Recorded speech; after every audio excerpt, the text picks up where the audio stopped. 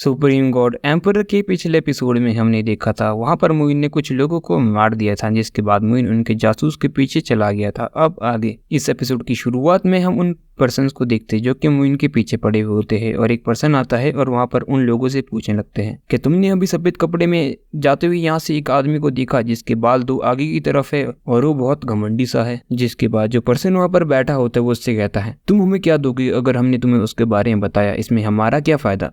जिस पर वो उससे कहता है आगे तो आओ मैं तुम्हें इसका रिवार्ड बताता हूँ।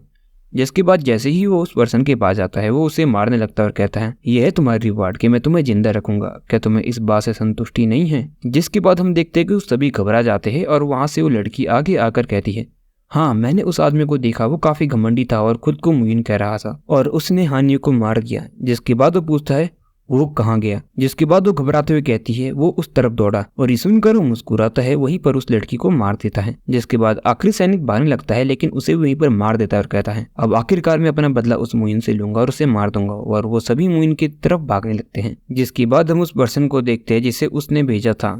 तभी हम मुइन को देखते हैं जो कि उसका पीछा कर रहा होता है। तभी मुइन उस पहाड़ियों से आगे बढ़ रहा होता है और उस गुप्तचर का पीछा करता है कि ये अपनी इन्फॉर्मेशन को लेकर कहाँ देने वाला है। जिसके बाद हम देखते हैं मुइन एक पत्थर के पीछे छुप जाता है और हम वहाँ पर शाह जूनियर को भी देख पाते हैं। तभी वो पर्सन वहाँ पर अपने बूढ़े आदमी के पास जाता है और कहने लगता है डिप्टी डायरेक्टर। जिसके बाद हम मुइन को देखते हैं जो एक पत्थर के पीछे छुप कर उसको देखने लगता है और कहता है ये तो वही बूढ़ा आदमी है ना, और इसके साथ में ही जूनियर खड़ी है। ये श्वानवी होली लैंड का एक होली एनबॉय है। श्वानवी होली लैंड में करीबन 10 होली एनबॉय है और वो 10 के 10 बहुत ज्यादा ताकतवर है। जिसके बाद मुइन ड्रैगन आई को निकालकर खुद को इनविजिबल कर देते हैं। जिसके बाद हम उस सोल्जर को देखते जो कहता है डिप्टी पैलेस मास्टर हान्यू को मार दिया। जिस पर एनबॉय गुस्से में कहता है ये कैसे हुआ। जिस पर वो सोल्जर कहता है सोंगजान को उस मुइन के द्वारा बुली किया जा रहा था, मास्टर हानी बीच बचाव करने गए तो मुइन ने उन्हें मार दिया। जिस पर एनबॉय को भी गुस्सा आता है और कहता है हाँ ये मुइन, पहले इसने हमारे हान तियान्यू को मारा ज्यू हान तियांगोंग से, और अब उसने मेरे डिसेबल को मारा। मुझे लगता है कि अब उसका ब्लड अलायंस और ज्यादा एग्जिस्टेंस में नहीं रहना चाहता है। जिस पर वहां पर शाह जूनियर गुस्से में कहती है पैलेस मास्टर हानिन के बारे में आप भी जानते हो कितना घटिया इंसान था, और वैसे भी मुइन एक बहुत बड़ा आदमी है। अगर उसने तुम्हारे एक डिसेबल को मार भी दिया ये कोई बड़ी बात नहीं है, वैसे भी तुम्हारे सारे डिसेबल ही बदतमीज है। तभी हम हान क्यूरेन को देखते जो आगे आते हुए कहता है वो यंग सेंट ब्लड अलायंस के बारे में मैं कुछ कहूँ, मैं पिछले 5 सालों में कई बार ब्लड अलायंस गया हूँ और मैंने सुना है कि आप तो उस मुइन की औरत बहुत पहले ही बन चुकी हूँ। जिस पर उसे गुस्सा आ जाता है और वो कहती है हान क्यूरेन अपनी घटिया बातें बंद करो। जिसके बाद तो क्यूरेन अपनी हद को पार ही कर देता है और कहता है इन सेंट को लगता है वो अभी भी प्योर है और बहुत ज्यादा प्योर है, अगर आपको ऐसा लगता है तो मैं आपको चेक कर सकता हूँ।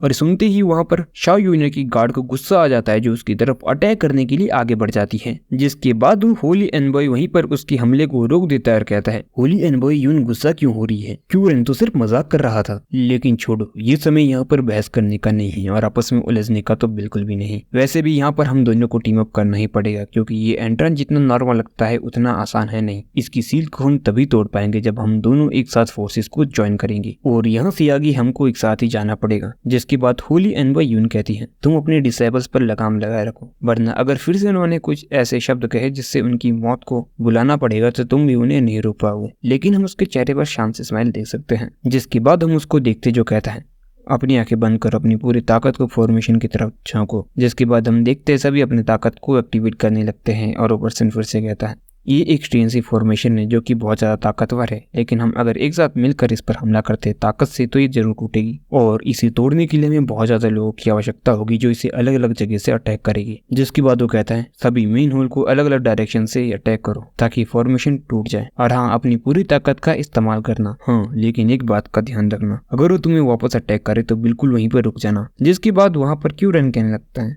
देखा देखा हमारे मास्टर कितने अच्छे हैं, इन्होंने तो कुछ ही देर में यहाँ पर इस चीज का पता लगा दिया कि इस ताकतवर फॉर्मेशन को कैसे ओपन किया जा सकता है, वरना कुछ लोग तो 10 दिन तक लगे रहते लेकिन इसे ओपन नहीं कर पाते। जिसके बाद हम देखते हैं वो सभी अपनी ताकत से उस फॉर्मेशन पर हमला कर रहे होते हैं लेकिन उसे कोई भी असर नहीं पड़ता। तभी हम मुइन को देखते हैं जो वहाँ पर इनविजिबल हो रखा था और सोचने लगता है इनको की फॉर्मेशन को ओपन करना तक नहीं आता, इन्हें नहीं पता कि फॉर्मेशन को ओपन करने के लिए हमेशा उसके सेंटर पर हमला करना चाहिए। बेवकूफ वहीं के जिसके बाद मोइन अपनी पावर को एक्टिवेट करके उस फॉर्मेशन को वहीं पर ओपन कर देता है और वहीं पर सब लोग खुश होने लगते हैं क्योंकि उन्हें लगता है कि फॉर्मेशन उनकी वजह से ओपन हुई है। जिसके बाद हम क्यू रैंक को देखते जो कि एक्साइटेड होकर आगे की तरफ भागने लगता है, लेकिन मोइन अपनी पावर से वहीं पर दरवाजे को बंद कर देता है और वो बीच दरवाजे में फंस जाता है। जिसके बाद एनबॉय उसे बाहर निकालने का आदेश देता है। जिसके बाद हम मोइन को देखते जो मुस्कुराते हुए टहलते हुए उसके अंदर चले जाता है और एनबॉय भी घबराते हुए कहने लगता है, इस तरह से रश करते हुए अंदर मत जाओ, यहाँ पर तुम गॉड्स को ऑफेंड कर सकती हो, वापस आओ और एक साथ हमला करो। और इसी के साथ ये एपिसोड यहीं पर खत्म हो जाता है।